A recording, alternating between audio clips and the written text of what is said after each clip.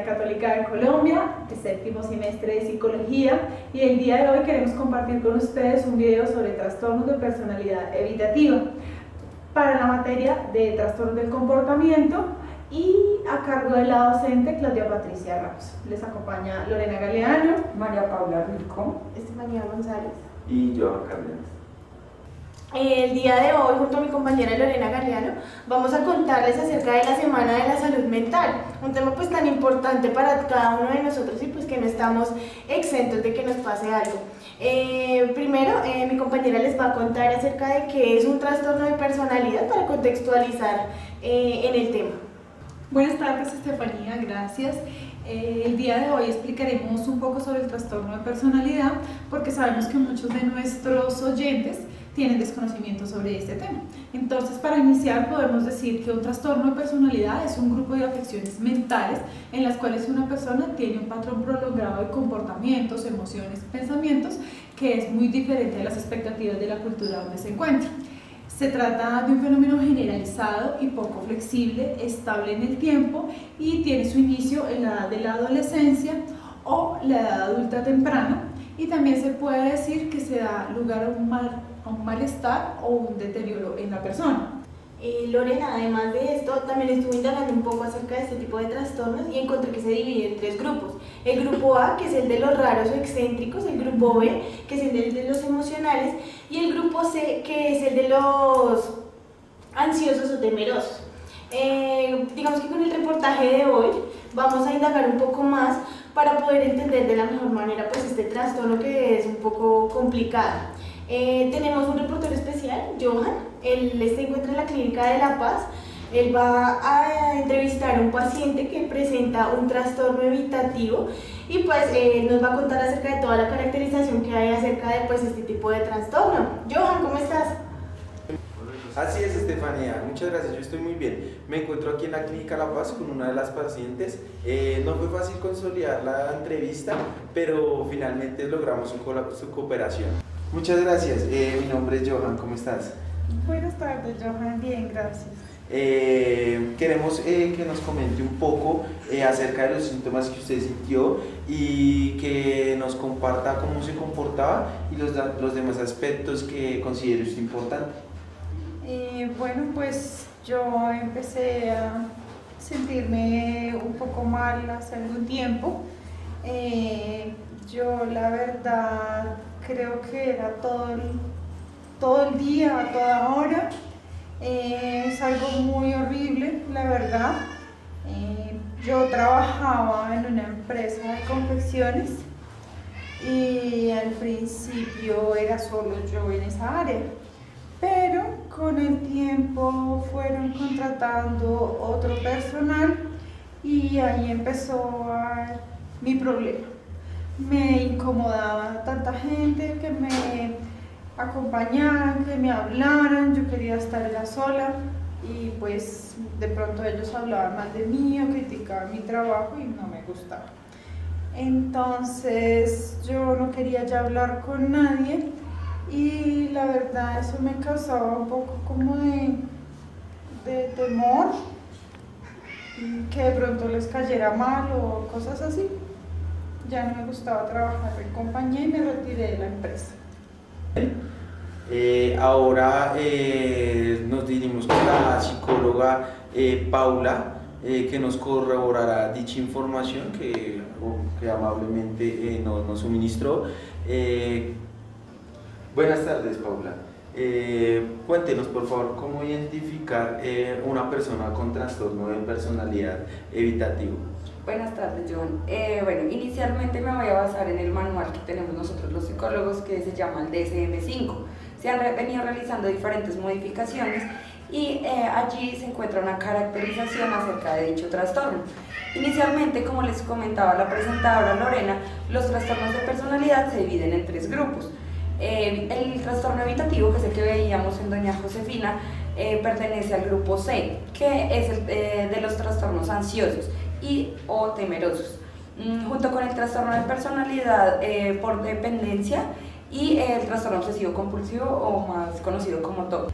Bueno, adicional a esto, este trastorno es definido por un patrón dominante de inhibición social, sentimientos de incompetencia e hipersensibilidad a la evaluación negativa, que se dice que comienzan las primeras etapas de la edad adulta. Y además de eso se debe presentar en diferentes contextos, tales como el laboral, familiar y bueno, otros. Además de esto hay que tener en cuenta que se manifiesta por 4 o más síntomas de los siguientes que le voy a nombrar. El primero es evitar las actividades laborales que impliquen un contacto interpersonal significativo. ¿Por qué pasa esto? Por el miedo a la crítica, la desaprobación o el rechazo. El segundo síntoma se muestra poco dispuesto a establecer relación con las demás personas y a no ser que esté seguro o se sienta apreciado por esas personas. Estos síntomas se muestra retraído en las relaciones sociales, y teme que lo avergüencen o lo ridiculicen. Además de esto, le preocupa ser criticado por otras personas, juzgado o, bueno, esto en situaciones sociales. Hay que tener en cuenta que todos estos criterios se dan en situaciones sociales. Se muestra inhibido además en nuevas situaciones interpersonales debido a los sentimientos o falta de seguridad que la persona tiene consigo misma. Se ve a sí mismo como un sujeto inepto, sin capacidades, poco atractivo e inferior a los demás. Y por último se muestra extremadamente reacio a asumir riesgos o implicarse, digamos, en nuevas experiencias o nuevas situaciones que pueden generar situaciones embarazosas, por decirlo así. Ok, ahora digamos que con esta información que nos brindaste ya entendemos un poco más lo relacionado con el trastorno, lo que nos contaba la paciente, pero hemos escuchado que hay trastornos que se parecen mucho a este. ¿Usted nos podría contar un poquito sobre esto?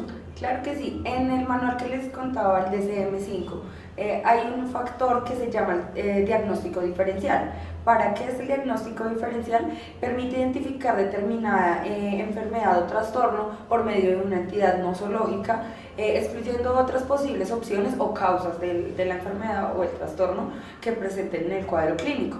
Estas pueden ser semejantes al trastorno. Entonces, digamos que el diagnóstico diferencial para el trastorno de personalidad evitativo que mencionamos antes, encontramos 4 opciones. Entonces, uno de ellos es el trastorno de ansiedad o la fobia social. Lo relaciona con la fobia social, ¿por qué? Porque la fobia social se caracteriza por el temor a determinadas situaciones sociales, claro está, en las cuales debe tener que exponerse a las demás personas. Y teme hacer el ridículo o que lo juzguen o, bueno, otras. También se encuentra el diagnóstico diferencial y otros diagnósticos de la personalidad. Otro es el cambio de la personalidad debido a otro trastorno, y esto quiere decir que la persona tenga otro trastorno de base o otra enfermedad y después haya aparecido dicho trastorno. Y por último, el trastorno por consumo de sustancias. Acá nos han llegado varios casos de pacientes que consumen alcohol, marihuana, cocaína, perico, entre otras sustancias psicoactivas, y pues son remitidos por dicho trastorno. Muchas gracias, doctora Paula, por clarificarnos acerca del diagnóstico diferencial del trastorno de personalidad evitativo. Me dicen que en estudio tenemos poco tiempo, pero pues podríamos concluir con referirnos qué es comorbilidad y cuál es la comorbilidad que presenta este trastorno. Claro que sí, comorbilidad es la presencia de uno o más trastornos, además del trastorno primario, que sería en este caso el trastorno de personalidad evitativo. En el manual que le comentaba, el DSM-5, no especifican en sí una comorbilidad para dicho trastorno, pero yo me atrevería a decir que tiene comorbilidad con depresión mayor, trastornos depresivos, distimia, ya que se puede decir que debido al aislamiento social se puede tener vulnerabilidad a la depresión y a otros síntomas de depresión que se podrían presentar en dicho trastorno de personalidad evitativa. Claro que sí, ahora entiendo por qué se presenta este trastorno, por qué se presenta la depresión. Para ir terminando, ¿cómo realizaron la evaluación en el área clínica para determinar que la paciente tenía este trastorno de personalidad evitativa? Bueno, inicialmente la señora María fue remitida por su EPS Famisanar con el consentimiento de ella y además de su familia. Ingresa a la clínica inicialmente, se le realiza una entrevista abierta en donde se puede obtener bastante información acerca del trastorno y se puede evaluar emocional y conductualmente a la misma. Allí se evidenciaron algunos aspectos que nos llamaron bastante la atención y nos empezaron a dar luz de considerar a la paciente y decir que tiene un trastorno de personalidad evitativo. Además se utilizó la técnica de autorregistros en donde la paciente debía definir cuál era la situación que se le presentaba y escribir la respuesta de la presencia o ausencia de él y los síntomas o comportamientos anómalos que tenía. Finalmente se le aplicó una prueba PID-5 en español. Esta prueba es la medida del modelo dimensional de 25 rasgos propuesta por el DSM-5. La versión completa de adultos consta de 220 ítems valorados en escala Likert. Entonces, donde 0 es muy menudo o falso, 1 algunas veces o un tanto falso, 2 a veces o algo cierto, 3 muy verdadero, frecuente o cierto. Este instrumento contiene escalas para las 25 facetas del rasgo incluidas dentro del modelo. Con esta técnica y contrastando además con el DSM-5, las características evidenciadas se logra determinar que la persona presenta trastorno de personalidad evitativo, así como lo demostramos con la señora Josefina.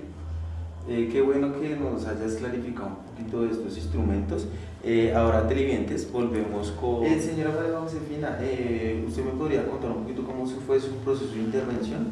Sí, señor. Pues inicialmente los psicólogos trabajaron conmigo y me dijeron ellos que cambiando mis creencias y mis pensamientos. Entonces, a raíz de eso, mis sentimientos y mi forma de ver a las personas, cuando ya me conectaba con ellos, ya no era pensar que ellos dijeran que yo tenía algo malo, no. Entonces, eso pues también yo he sentido que ha bajado el miedo a tener un contacto con las personas, hablar con ellas, querer trabajar en un mismo ambiente. Bueno, los doctores también me dijeron que iban a modificar mis conductas, pues yo entiendo que van a cambiar cosas en mí, pero pues yo siento que eso no va a ser tan rápido y pues paso a paso yo creo, porque pues esto ha sido un proceso muy largo, ha sido muy difícil pensar que las personas ya hablen bien de mí sin yo conectarme con ellas. Me han ayudado bastante. Vale, muchas gracias. Doctora Paula, lo que nos brindó, la información que nos brindó la paciente, ¿tú nos podrías consolidar la información sobre el proceso de intervención que hizo la paciente? Claro que sí. Trabajamos con terapias de segunda y tercera generación. Te voy a comentar un poco acerca de estas terapias. Inicialmente la terapia de primera generación eran terapias solamente conductuales, manejaban lo conductual. Las terapias de segunda generación ya manejaban lo cognitivo y las de tercera generación lo cognitivo y conductual, ya manejan ambos aspectos. Inicialmente realizamos una reestructuración cognitiva con doña María Josefina. Estaba destinada a modificar la interpretación y valoración de la paciente. Se realiza la práctica de hábitos cognitivos nuevos y se trabajó con técnicas de relajación además de esto. Se utiliza la terapia de aceptación y compromiso también, en donde se trabajaron con los antecedentes de la paciente en respuestas y consecuencias que esto tenía o las situaciones que tenía. Y se trabajó con el diálogo y contexto funcional. ¿Qué es lo que buscaba esto? Aceptación y actitud que no fuera enjuiciadora hacia ella misma ni hacia los demás, con el fin de encontrar bienestar y reducir el deterioro del funcionamiento social, laboral o en otras áreas de ajuste o contextos. Muchas gracias, doctora, por brindarnos este espacio, a los televidentes por mantener siempre la sintonía de estar con nosotros. Ahorita volvemos con las compañeras Lorena y Estefanía. Nos veremos en una próxima ocasión, doctora. Muchas gracias. Que esté muy bien. Johan, muchas gracias por tu información. O sea, vemos que en verdad hay muchas personas muy preparadas pues, para tratar todo este tipo de sintomatología. Digamos que tenemos como una serie de conclusiones, acá hablando ya con mi compañera Lorena, en donde pues llegamos a la conclusión de que estas personas en verdad sí se quieren relacionar con las personas, pero pues hay una inhibición en ellos mismos, ¿sí? Sí, Estefanía, eso significa que tiene una hipersensibilidad negativa hacia la observación que le realicen las personas que estén a su alrededor. También podemos decir que estas personas buscan trabajos donde siempre estén solos, donde no tengan que interactuar con nadie, donde ellos no tengan que relacionarse y si lo tienen que hacer, abandonan sus trabajos. Esto es una condición bastante grave para estas personas porque no son entes sociales. También yo analizando un poco de todo lo que decía la doctora, veo que como es un trastorno de personalidad, no hay en sí como un estresor para desencadenar todo este tipo de sintomatología, sino que la persona lo ha venido desarrollando pues a lo largo de su vida, tiene un componente biológico y hereditario y pues también del ambiente, ¿no? Digamos que, bueno. No, pues quería complementar que es un trastorno difícil de identificar en las personas, entonces no sé si tenga algún personaje famoso que podamos traer como a relación acá para... Mira, fue una tarea complicada, pero sí lo hay. Hay un personaje en verdad que tiene o tuvo este tipo de trastornos, era un pianista, Glenn Gould.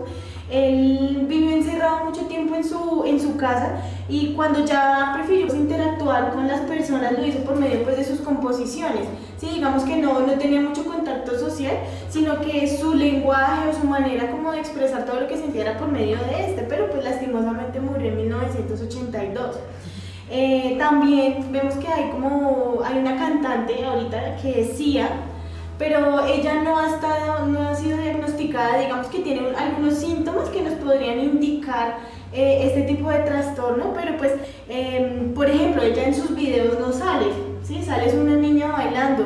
En público ha sido vista muy pocas veces, ella cubre su rostro para dar ese tipo de entrevistas y demás, para poder indicar si la persona en verdad lo sufre o no.